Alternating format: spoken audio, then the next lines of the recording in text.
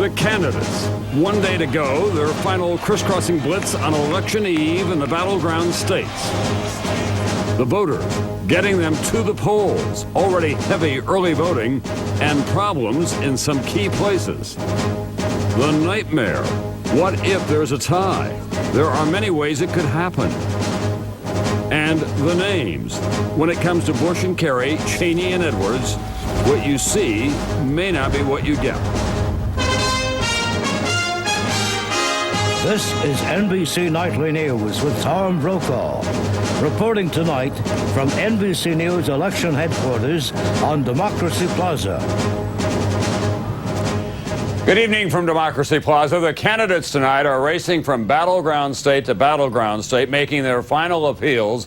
The phone banks are humming in get-out-the-vote operations in those same states. Vans, cars, and buses are trucking voters to the polls for early balloting in 20 states, including Florida and Wisconsin. Time is running out, and yet both campaigns are ever more confident they have the winning strategy. Voter turnout will be the key. How many, and who, and where? This was the president's itinerary today: the big industrial states, the Midwest, and the Southwest. For his part, Senator Kerry started in Florida and made his way north into the same territory as the president. We're going to begin tonight with NBC's David Gregory with the president in New Mexico, a state that he lost last time by 0.06 of a single percentage point. David? Tom, the president is in the middle of a 19-hour campaign day. His energy's been high. Aides say he is very confident. But the campaign's own internal polls show this race tighter than expected in states they now consider must-wins. One advisor says tonight anyone who is not worried at this point should be. A grand entrance at dawn in Wilmington, Ohio. The type of campaign finale only an incumbent president can stage.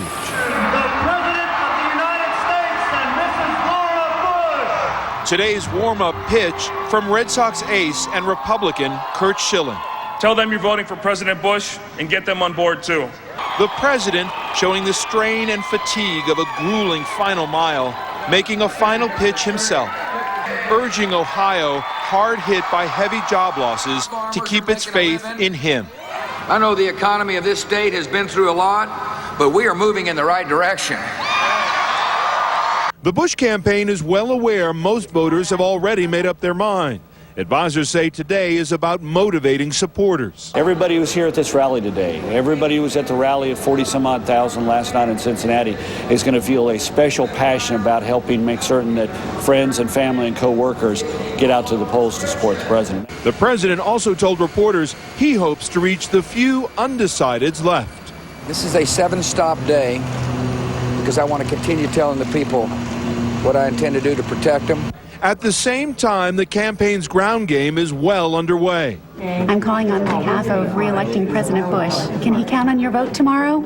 In Ohio alone, volunteers were expected to contact more than 1.2 million voters during the final 72 hours.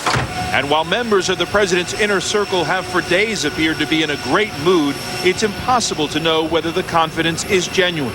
What is clear is that both campaigns are fighting for every prize on the electoral map. Vice President Cheney in Hawaii, where there is a closer than expected contest for its 4 electoral votes, accusing John Kerry of talking tough to obscure a record of weakness on national security. You can put all the lipstick you want on a pig, but at the end of the day, it's still a pig. Tonight, at the specific request of the First Lady, the president will hold his final campaign rally, where his political career began, in Dallas. It promises to be an emotional end to a day that aides describe as in part nostalgic for the president, who is, after all, running in his final campaign. Tom? Thanks very much, NBC's David Gregory tonight. And Senator Kerry tonight went back to Michigan, a state his team thought it had wrapped up. But in the last week, that traditionally Democratic state appeared to be back in play. NBC's Kelly O'Donnell is there tonight. Kelly? Good evening, Tom. John Kerry will campaign until 2 or 3 in the morning, and his aides are already making claims about their performance among early voters. Aides say that they have compared lists of voters they know about against official early voting records in battleground states, and they claim more supporters of Kerry have already voted. Waking up in Florida, Kerry's final campaign day, a mix of prayer and politics, first attending Catholic Mass. Attempting to leave no baby unkissed and no hand unshaken. The next president of the United States, a quickened last-day pace, the often long-winded candidate cut his remarks to just 5 minutes in Orlando. This is the choice. This is the moment of accountability for America, and it's the moment where the world is watching what you're going to do. Next stop, a sopping wet Wisconsin. You guys look so wonderful, wet and bundled and all huddled up. Kerry's 24th visit here, and he'll be back again later to spend the night. Wisconsin allows voter registration even on Election Day. This is a state Kerry aides admit they're concerned about, so they say Kerry's time here is well spent. I will never forget this rally in the rain here in Milwaukee. Kerry and the president nearly overlapped in Milwaukee. Air Force One passed overhead as Kerry's motorcade began to roll. Covering other bases, John Edwards is racing across Minnesota, Ohio, Florida, and Iowa. We need, though, to ask you to work one more day through tomorrow. Because if you'll work for us through tomorrow, we're going to work for you for the next 4 years. The abbreviated events today were staged to last just long enough to get local news coverage. Aides say they invested little effort to build rally crowds today, instead urging volunteers to work on getting out the vote. You get to choose and change the direction of this country. And tomorrow, the choice of a lifetime is on that ballot. This is the most important election of our lives.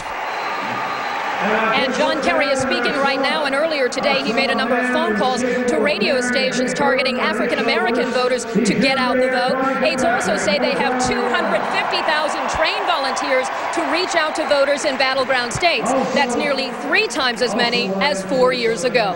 Tom? Thanks very much, Kelly.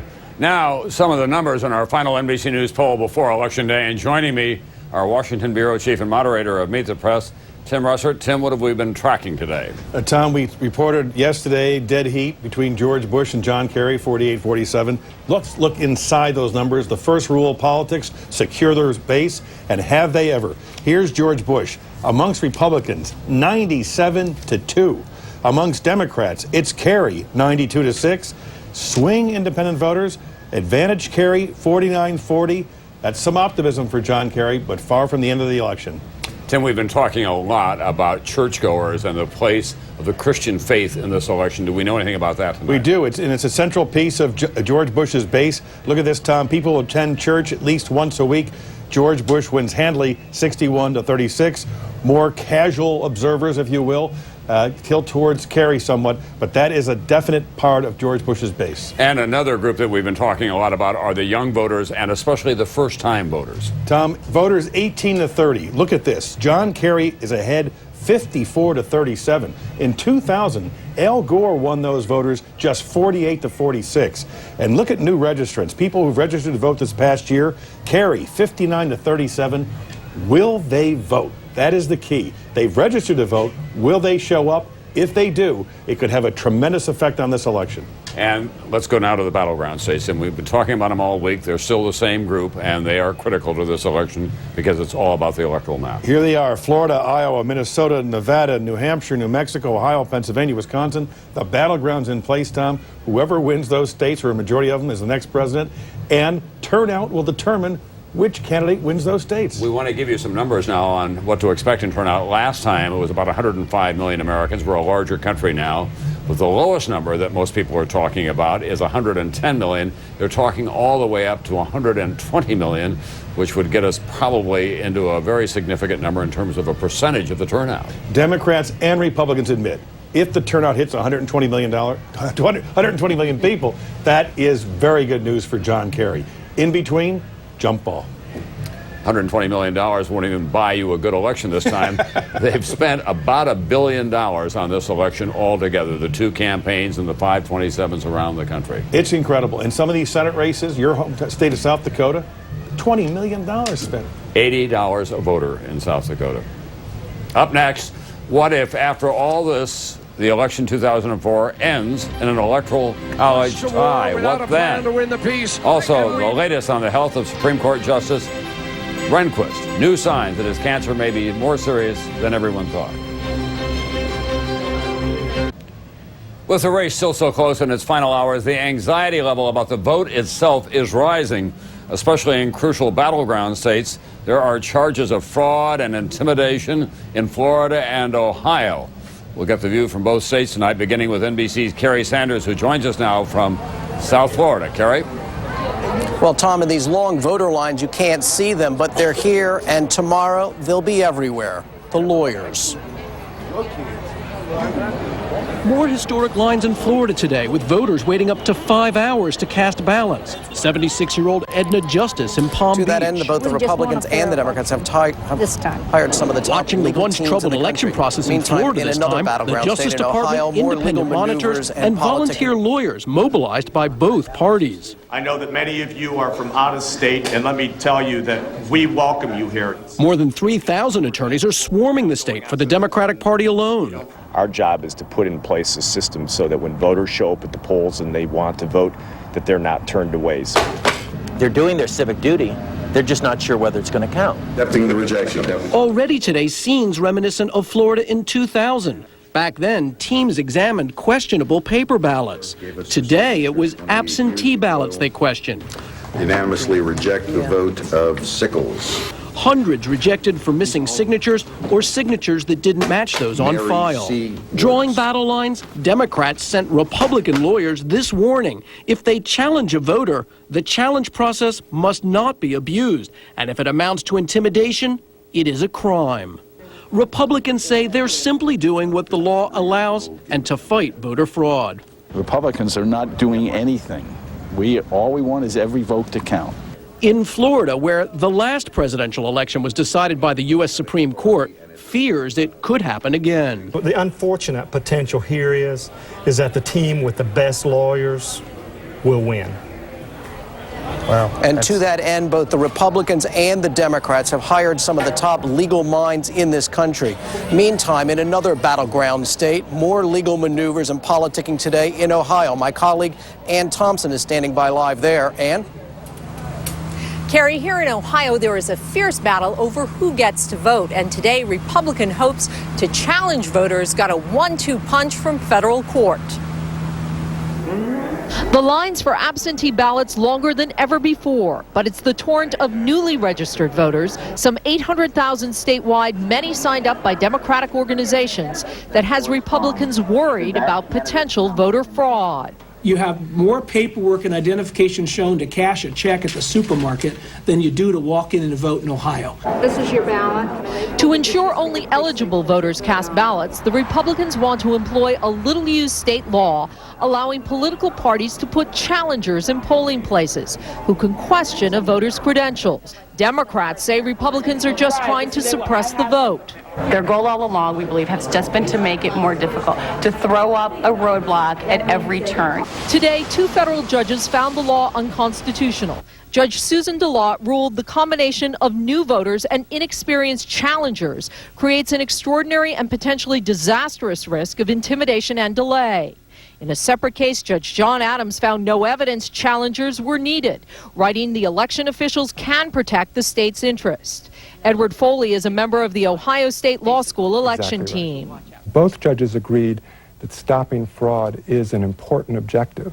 They just said that this way to do it was unnecessary. The Republicans immediately appealed Judge DeLaw's decision to bar all challengers. We think that's not only erroneous, but she has overstepped her authority as a federal judge to do that. The Democrats are asking for clarification of Judge Adams' ruling that would allow challengers to observe, but still prohibit them from questioning a voter's eligibility.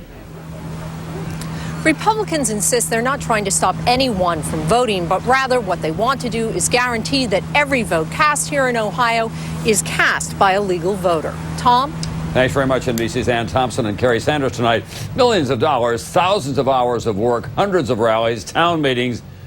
What if all this ends in a tie? As NBC's Brian Williams tells us tonight, there are more than 24 scenarios that could produce a deadlocked Electoral College. What would happen then?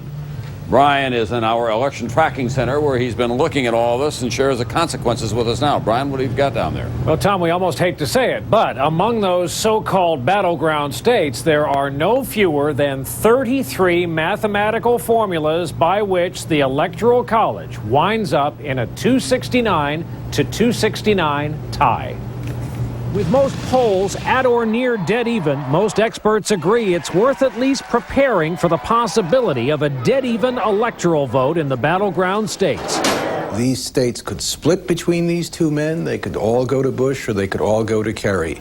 It's a who knows situation in most of these, many of these swing states. Here's the way the map looks today, with the 9 toss-up battleground states in white under any number of combinations, with Bush winning one cluster and Kerry another.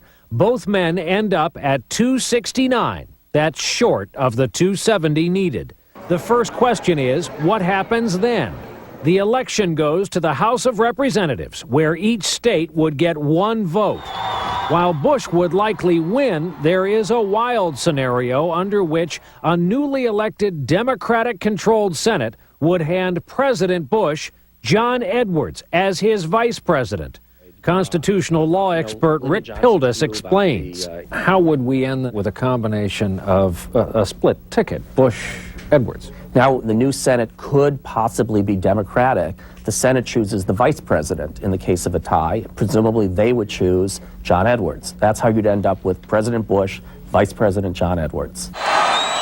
And there may be an even bigger problem if the electoral vote ends up tied.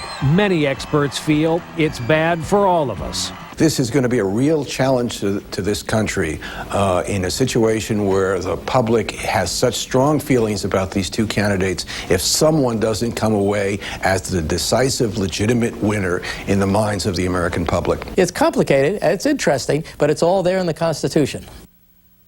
And we have to mention there's an even wilder scenario here. In the event of a tie in the electoral vote and then a tie in the House of Representatives, John Edwards, who could be de facto president for 2 years until a new House of Representatives election. But first things first, we have to get through tomorrow night first. Tom? Thanks very much, NBC's Brian Williams tonight. And I'll be right back with some of the day's other news. Last week, Chief Justice William Rehnquist said he planned to be with his colleagues this morning when they heard arguments at the U.S. Supreme Court, but today he was not there, and he disclosed that he is undergoing chemotherapy and radiation for the thyroid cancer he disclosed last week. That's an indication, according to medical experts, that Rehnquist, who's 80 years old, likely has a life-threatening form of the disease, although he says he is in contact with the High Court. A published report says Merck, the giant drug maker, knew for several years that its arthritis drug, Vioxx, could cause heart problems long before it pulled it from the market a month ago. The Wall Street Journal is reporting that Merck's own marketing materials and emails show the company tried to hide or discredit evidence that Vioxx was linked to an increased risk of a heart attack. Merck told NBC News it has no comment on this Wall Street Journal report. News from Iraq tonight. Gunmen kidnapped an American, a Nepali, and 4 Iraqis from their office in Baghdad today. The 4 work for a Saudi company that supplies U.S. forces in Iraq. Also today, assassins opened fire on a car taking the deputy governor of Baghdad to work. He was killed. 2 of his bodyguards were wounded.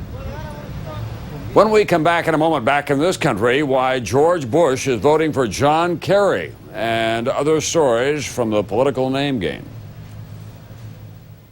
In 2004, from the primaries through the debates, more Americans are watching the networks of NBC News. And tomorrow, complete Election Day coverage live from Democracy Plaza. Today, nightly, and a primetime election special. The most powerful team in news all in one place. Decision 2004 from Democracy Plaza on NBC News. So here are some names that we all know by now: Bush and Kerry, Cheney and Edwards. But what if they're your name and you're not the candidate? Here's NBC's Bob Paul. This election, you can't always tell the players, even with all those campaign signs. You chuckle sometimes when you see those signs? Yeah. In Wellington, Ohio, the sign in the front yard reads Bush Cheney, but the voter on the front porch is Kerry Edwards. Let Mr. Bush do his thing. In Parma, Ohio, however, the pipe fitter with a pickup touting John Kerry is named George Bush. George D. Bush. D as in? Don't vote for Bush.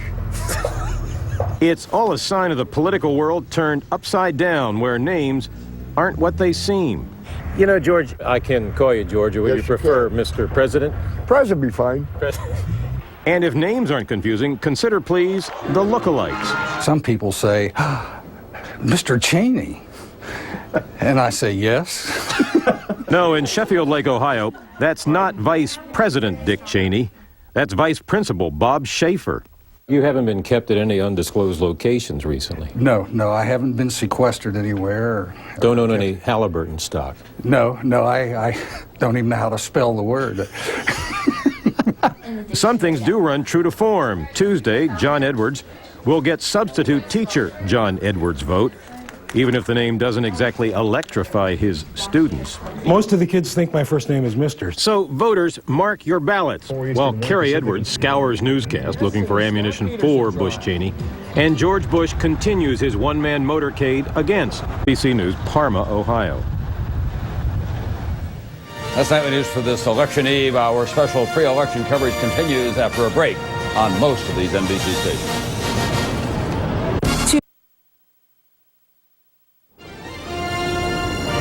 From NBC News election headquarters on Democracy Plaza, this special edition of NBC Nightly News with Tom Brokaw continues. Hello, we're back with more of the special election eve edition of NBC Nightly News as President Bush and Senator Kerry squeeze in the last few campaign stops of this long, hard-fought battle. John Kerry rolled through Florida, Wisconsin, Michigan, and Ohio today, then doubled back for second stops in Ohio and Wisconsin, where he rallied supporters in a cold rain. For his part, the president hit Ohio, Pennsylvania, Wisconsin, and New Mexico, and returned to the place where it all started for the Democrats at the caucuses way back in January, Iowa. Now, of course, it comes down to the ground game, and NBC's Campbell Brown joins me from Democracy Plaza with more on this critical voter turnout. Campbell? Tom, voter turnout is always the great unknown, but big numbers are expected. Political experts say as many as 120 million, some even say 130 million could cast a ballot on Tuesday, due in part to massive voter mobilization drives by both campaigns. I'm busy, I'm talking to you. Some are doing it for the paycheck, others out of pure passion. But they are all part of the biggest, most sophisticated effort to get out voters in the history of presidential elections. I'm a volunteer for the Kerry With Edwards personal and calls, those from automated celebrities. Hello, this is Bill Clinton. Hello, this is Kurt Schilling of the world champion Boston Red Sox. And old-fashioned door-to-door canvassing. 10:09. By tomorrow night, both campaigns hope to have reached out in some way to their list of potential voters in the battleground states. While their goals are the same, the strategies of the two campaigns believe is more persuasive. Cleo Livinati took time off work to go door-to-door for President Bush. This is money out of my pocket, and nothing would change that for me. I need to be here. Democrats rely more on paid staff, and they get help from labor unions that have been turning out the vote for decades, plus new issue advocacy groups that work outside the campaigns, the so-called 527s. Kathy Veal is a union member and a paid volunteer with one group, America Coming Together. She's in Iowa picking up absentee ballots. I think a lot of people do understand that this is for Al Gore in 2000, just a week before Election Day, but won the state by only about 3.5 points. Republicans credited the Democrats' last-minute. Will continue through tomorrow evening. Both campaigns are planning to make reminder phone calls to voters on their list who haven't voted by late afternoon. Tom? Thanks very much, NBC's Campbell Brown tonight here at Democracy Plaza. In Florida, voters have already been turning out for the past 2 weeks. Early voting is supposed to help alleviate long lines at the polls this year. And as NBC's John Siegenthaler tells us tonight, interest is high. The lines, however, remain very long. John, what's the latest there? That's right, Tom. Many things have changed here in Florida since the last election. Probably the biggest change is early voting, and that means the campaigns are working overtime to get out the vote long before Election Day.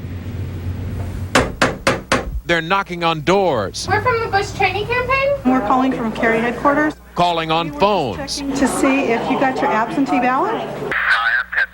Even celebrities like actor Ted Danson have recorded messages trying to get Floridians to vote. Eyes on the Sunshine State when the results are finally counted. Well, the one thing that I hope is that we're not up too late tomorrow night. We know that if people are standing in line before 7 o'clock, before those polls close, that they're going to be able to cast their ballot. But if it's a very long line, then we could be here pretty late tomorrow night. Now, last time, more than 6 million people voted in Florida. This time, observers say it could go as high as 8 million, and that could break the turnout record percentage set in 1992 when Bill Clinton defeated the 41st president of the United States, George Herbert Walker Bush. That's a view from Tallahassee. Now to my colleague Ron Allen in Cleveland, Ohio. Ron? Thanks, John. So much attention has been focused on battlegrounds like Ohio. The campaigns have even attracted thousands of volunteers from around the country, convinced it's more important to be here than at home. At Kerry headquarters in Cleveland, these volunteers study the street maps closely. They're from California, Maryland, and Vermont. My name is Michael Cunningham, and I'm a volunteer. While the Bush campaign has a New York accent. Ohioans say they've never seen so many out-of-towners from states where the race no longer seems close. Well, we came from volunteers like Sam Jason, a Los Angeles lawyer back in his native Ohio, with an old college buddy going door to door for Kerry. This is the most important thing I could do these couple of days. Oh, that's great. Both sides will begin Election Day well before dawn, then work getting voters to the polls. There's no early voting here in Ohio, so it all comes down to one huge day. Tom? Thanks very much, NBC's Ron Allen tonight. Then there's that factor that no campaign or candidate can control, and that's the weather. As NBC's Robert Hager explains, this year the weather may indeed play a role in getting out the vote or keeping people at home. Tom, an early touch of winter here in the Rockies, and intense rain from Texas all the way to Chicago, and it's a storm that'll linger into tomorrow, Election Day. Here's what it looked like in Denver earlier today, and in Chicago, soaking rain, and from southern Illinois. Thanks very much, NBC's Robert Hager tonight. It's not just the presidency, of course, that's at stake tomorrow. The outcome could have a real impact on Congress as well. Joining me now to talk about some of the so-called down-ballot races for the Senate is Charlie Cook, the NBC political analyst and highly regarded editor of the Cook Political Report. Charlie, let's talk about those United States Senate races. First of all, what can we expect tomorrow? It's going to be a real fight. You know, Democrats start off, it's not a level playing field because of the 9 Senate races that are going to be the closest tomorrow. All 9 of them were won. And next door in South Carolina, what happens there? Jim DeMint, the Republican congressman, I mean, he has not been a very good candidate. He's made a lot of mistakes, but that's an awfully Republican, awfully conservative state, so we'd give the advantage to Republicans in South Carolina. And one of the big states that's getting a lot of attention is that matchup down in the state of Oklahoma. Brad Carson, the Democrat, against Tom Coburn, who is a doctor and a former member of the House. This is a Republican open seat. We think Republicans will hold on to it. It's awfully close, but Coburn has held on pretty well. He hasn't made that many mistakes. We think that's going to stay Republican. Alaska, an interesting matchup there because the incumbent, Lisa Murkowski, the Republican, is the daughter of the governor who appointed her and running against Tony Knowles. Senator Murkowski, she's an attractive candidate. She's intelligent. She's done actually a pretty good job. People just don't like how she got there, that her father appointed her, and her father's not very popular right now. So if her name were Smith or Jones, she'd be fine. It's a tough race. She's been behind in probably 17 of the last 20 polls, but she seems to have ticked up just a little bit at the end. It's going to be close. Another state with a big matchup, the state of Colorado, Rocky Mountain High. It's close. We would give a little bit of an advantage to the Democrat, to Ken Salazar, but it's awfully close. And in Kentucky, you've got a man who is a great pitcher in both the National and American League, but he seemed to be in some trouble as the incumbent. Jim Bunning was, well ahead for the longest time, and then Monchiardo just came after him really hard. Bunning was dropping. What may be the most expensive Senate race in the country per vote. That's Tom Daschle, who is the Senate Democratic leader, against John Thune. Senator Daschle spent about $15 million so far. It's awfully close. Democrats are so nervous there. Daschle's got a great organization, but in a presidential year when turnout's so high, I'm not sure that organization counts for much. I'm not sure Senator Daschle's coming back. And in the state of Florida, we've been talking a lot, of course, about what happens in the presidential race, but they have a highly spirited Senate race as well. That race, Tom, is just absolutely dead even. I wouldn't even put a feather on the scale either direction. Louisiana, this is an interesting situation. We have an open race very much. Charlie Cook, who is the editor of the Cook Political Report, but a reminder, of course, Charlie is giving you his best guess at this point. It's up to you in each of those states to determine who will win and who will lose. When we come back, making your vote count, the kinds of problems that we're hearing from callers to our voter alert line, and later from our listing post overseas, how the American election is playing over there. The interest is unusually high this year. Tonight, making your vote count, NBC's Chip Reid joins me here in Democracy Plaza. He'll be monitoring some of the potential problems that voters could encounter at the polls tomorrow. Chip, what do you have for us? Well, Tom, we are here at the Making Your Vote Count Center in Democracy Plaza, and you can see behind me we have an array of voting machines here, including some of the newer electronic machines. Now, about 30% of Americans will be using these tomorrow. They've gone pretty well in early voting so far, especially down in Florida, where some people feared it really might be a disaster 4 years ago. Florida got rid of them, but guess what? Not everybody did. Take a look at this map. Ohio, red. Red on this map signifies punch card voting machines. 72% of the people in Ohio will be using punch card voting machines. That is the machine that gave us the hanging Chad 4 years ago. We are also monitoring the NBC voter alert line here. You can see the number right here, 1-866-MY-VOTE-1. We've gotten about 38,000 calls from people looking for the correct polling place. That is vital because in some states, if you vote in the wrong polling place, your vote will not count. We've also gotten more than 25 to you. All right, thanks very much, NBC's Chip Reid. We can only hope that the voters get the ballots that they need. I'll be right back with the American election as it's being seen from overseas. Tomorrow on Today. Watch as this dramatic story unfolds. Join America's first TV family live from Democracy Plaza on Today. Tomorrow is a big day all across America, but it's not just Americans with a keen interest in the outcome of this election. Around the world, unprecedented coverage of these election results. NBC's Donna Friesen in London at our listing post tonight with a look at how the presidential race is playing overseas. The final frantic hours as Bush and Kerry scramble for every last vote. Never before has an American election been so closely watched around the world. What I think is beyond doubt is the hunger of the president for re-election. John Kerry. In Britain, blanket coverage of both campaigns. Has John Kerry done enough to swing it, do you think? Well, he thinks he has, but it's really desperately close. Who's going to win? Radio host John Gaunt says he's never seen Brits so gripped by an American election. Most callers, he says, are backing Kerry. I think you've got to remember, 2 million people marched on the streets of London against the war. The Iraq thing is playing really large, I think, in people's minds. In France, election night specials with reporters in all the key states. France's Le Monde newspaper broke from its tradition of never endorsing presidential candidates, saying Kerry should be elected so Europe and the U.S. have a chance to start over together. Germany's best-selling tabloid Bild is backing Bush. Bush's priorities are clear. He regards Islamic fundamentalism as the greatest danger for the Western world. But the China Daily accuses Bush of trying to rule the world. The troubles and disasters the United States has met do not stem from the threats of others, but from its own cocksureness and arrogance. On Arab news channels like Al Jazeera, the suicide bombing in Tel Aviv was the top story today, but all have reporters doing live coverage of the U.S. campaign. Moscow's Channel 1 already has its reporters staked out in Boston and Crawford, Texas, for final results, while some foreign broadcasters like ITV in London will count down the vote in their own special election sets. This map of America shows the states and how they're currently expected to vote. Why such international interest in learning which way the red and blue states will go? Because, as one European newspaper put it, this election goes well beyond the borders of the United States.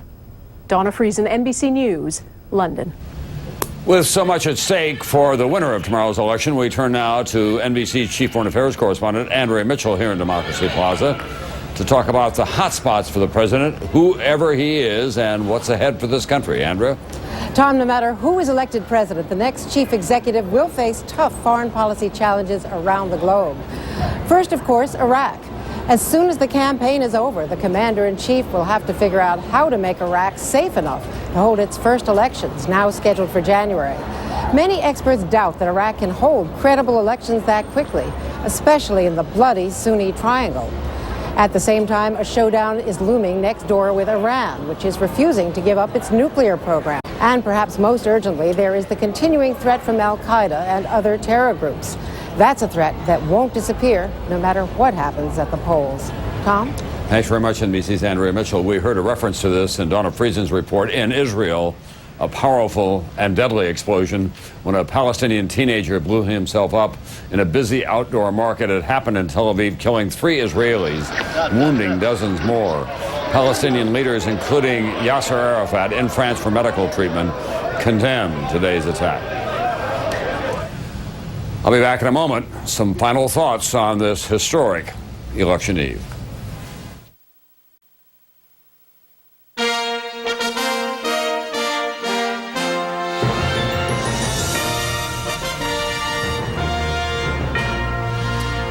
Democracy Plaza on election eve. It's been a long road to this night with many turns along the way, but there has been one constant throughout. Everyone recognized early on that the issues this time are big, complex, and consequential. They're homeland security, terrorism, and foreign wars, the use of power in the place of diplomacy, a new economy and old economic fears, a cultural divide that does not just break along red state, blue state lines, presidential style and presidential vision.